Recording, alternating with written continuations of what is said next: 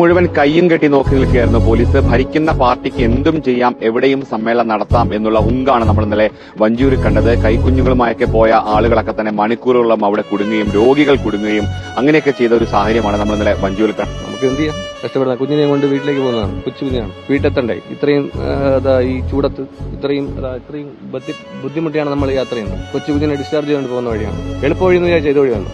അപ്പോഴാണ് ഈ കാണിച്ചു വെച്ചിരിക്കുന്നത്. പോലീസ് അതിന് പ്രൊട്ടക്ഷനാണ്. രാവിലെ മുതലേ ബ്ലോക്കാണ്. എന്ത് ചെയ്യാക്കും? ഇത് കാലം മൈതാനത്തെല്ലാം കൊണ്ടുവച്ചെങ്കിൽ പോരായിരുന്നു. കുട്ടികളെ വീട്ടിൽ കൊണ്ടുപോകാൻ പറ്റുന്നില്ല. എന്ത് പറ്റിയ എന്ത് തോന്നിയവാസമാണെങ്കിലും അവർ കാണിക്കാം. എന്ത് ചെയ്യാൻ പറ്റും? ഞങ്ങൾ അനുഭവിക്കണം, ഞങ്ങളാണ്.